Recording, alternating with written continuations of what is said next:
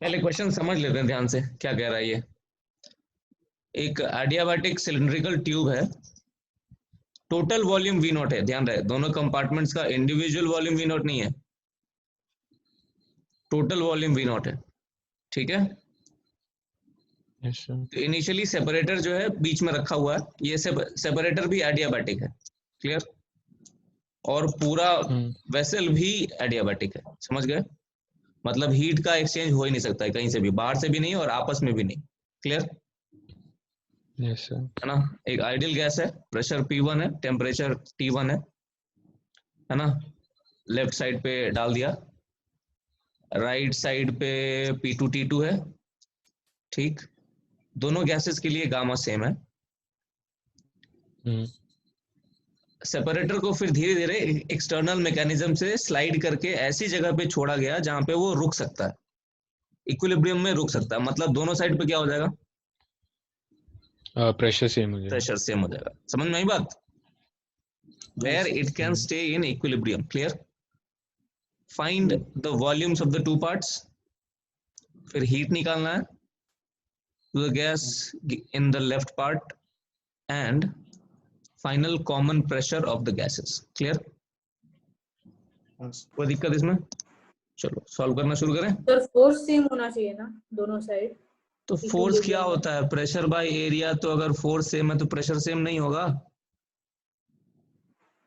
Sir area तो अच्छा area अलग है ना, एकदम सही बात बोल रहे नहीं हो। नहीं वो मुझे हाँ? वॉल्यूम लगा, नहीं सर ओह मैंने वो गलती से वॉल्यूम लिख दिया। ओके ठीक है, चलो क्वेश्चन नंबर 30 है ना ये।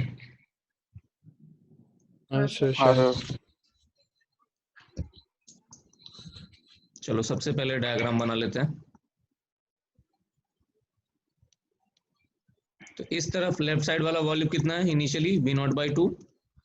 राइट साइड वाला वॉल्यूम कितना है, ये भी V0/2। ये कितना है, P1 T1 है क्या? Yes sir. हाँ सर। और ये कितना है, P2 T2। P2 T2। ठीक है, क्लियर। चलो अब ये कंपार्टमेंट को A मान लेते हैं, राइट वाले कंपार्टमेंट को B मान लेते हैं। अब ये बताओ कि जब मैं ये जो पिस्टन को स्लाइड करने वाला प्रोसेस है वो प्रोसेस किस तरह का है। फ्रिक्शनलेस। नहीं फ्रिक्शनलेस तो थर्मोडायनामिकली किस तरह का प्रोसेस, एडियाबैटिक प्रोसेस है, क्योंकि हीट एक्सचेंज कहीं से हो ही नहीं पाएगा, सारे वॉल्स एडियाबैटिक, क्लियर। कोई दिक्कत इसमें?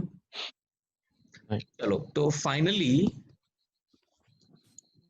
मान लेते हैं कि ये पिस्टन यहाँ पे है, लेट्स से, ठीक। यहाँ का वॉल्यूम हो गया है V1, यहाँ का वॉल्यूम हो गया है 2V0 V0 minus, yes V0 V0 minus V। V0 minus V1। कोई परेशानी इसमें? नहीं। अच्छा इस तरफ का जो प्रेशर है मान लेते हैं वो P है, इस तरफ का भी प्रेशर P हो जाएगा, यस सर। है ना, मानते हो? क्योंकि पिस्टन इक्विलिब्रियम में रह सकता है इस सिचुएशन में। अच्छा अब जो है मैं लेफ्ट साइड पे ये इक्वेशन लगाता हूँ, लेफ्ट साइड वाली जो गैस है उसके लिए कुछ करता हूँ। तो लेफ्ट साइड वाली के लिए लगा दो, एडियाबैटिक प्रोसेस के लिए क्या होगा, इनिशियल कितना है, P1 है, P1 V0/2 to the power gamma is equal to P into V1 to the power gamma. कोई परेशानी इसमें, कोई इशू? नहीं। बोलो। नहीं तो यहाँ से मुझे कुछ P मिलेगा। P कितना मिला देखो, P1 V0/2 V1 to the power gamma. इसको इक्वेशन नंबर 1 लिख लेता हूँ। ये जो प्रेशर आया ना P, फिर राइट साइड वाले में भी वही इक्वेशन लगाएंगे और वो दोनों प्रेशर्स को इक्वेट कर देंगे। समझ में आ रहा है क्या कह रहा हूँ मैं? हाँ हम लोग कहाँ प्रोसीड कर रहे हैं ये तुम लोगों को समझ में आ रहा है? हाँ सर। गुड। तो चलो बताओ राइट साइड वाले के लिए क्या लिखेंगे, बताओ। चलो परम पाटिल बताओ राइट साइड वाले के लिए क्या लिखेंगे। एडियाबैटिक प्रोसेस है, हाँ तो क्या P2 V initially naught by 2 gamma V naught by 2 to the power gamma equals P into V naught V naught minus minus कोई दिक्कत इसमें? नहीं सर। ठीक है, नहीं सर। ओके चलो, तो यहाँ पे मुझे क्या मिल जाएगा, यहाँ से भी फिर से मुझे P मिल गया। P कितना मिला? P2 V naught by 2 V naught minus V1 ये whole to the power gamma. कोई दिक्कत इसमें? बोलो। नहीं चलो अब कुछ नहीं करना नहीं है, दोनों सर। प्रेशर्स को इक्वेट कर देना। 1 और 2 में जो प्रेशर्स आए हैं ना, उन दोनों को इक्वेट करो। क्लियर है ना? तो करो। P1 V नॉट बाई कितना है 2V1 है ना, 2V1 raise to the power gamma is equal to P naught V naught by 2 V naught minus V1 raise to the power gamma. इसमें बहुत सारे टर्म्स अभी कटने वाले हैं ना। V नॉट V naught और 2 2 वाला टर्म कट गया, तो मुझे क्या आ रहा है देखो तो इधर, P1 मुझे V naught आएगा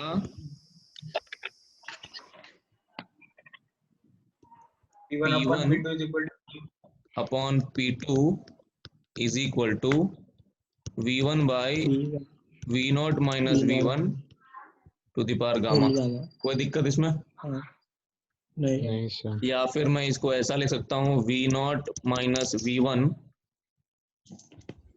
by V1 to the power gamma is equal to P2 upon P1। कोई इशू?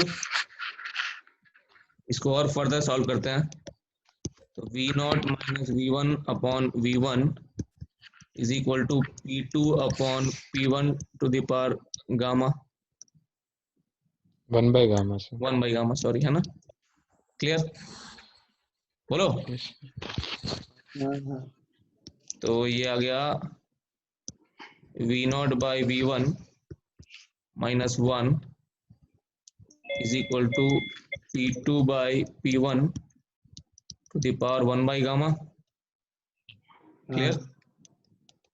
हाँ अब इसको उठा के ले आओ उधर। V naught by V1 is equal to 1 plus P2 to the power 1 by gamma by P1। Rest is just mathematics, समझ गए? कुछ नहीं है, सिंपल है। तो V naught by V1 is equal to P1 to the power 1 by gamma plus P2 to the power 1 by gamma divided by P1 to the power 1 by gamma. इस पूरे चीज को HCV ने शायद A मान लिया है ना। हाँ सर। चलो तो कुछ नहीं है, अब तो बहुत ही सिंपल हो गया।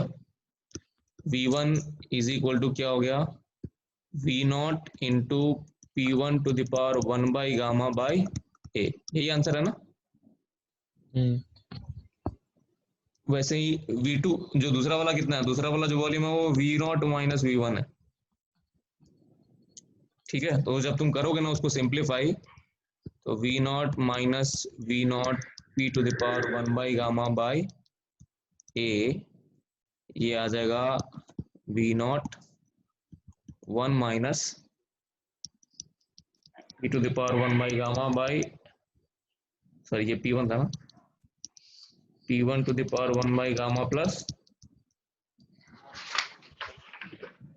सर 1 मिनट से भी कम बचा है। ठीक है कोई बात नहीं, ये V naught P2 to the power 1 by gamma by A हो जाएगा। समझ में आया? ठीक है। Yes sir. मैं दूसरा क्रिएट करता हूँ, तब तक तुम लोग ये आगे पार्ट्स कर लो। ठीक है, कौन सा वाले सर?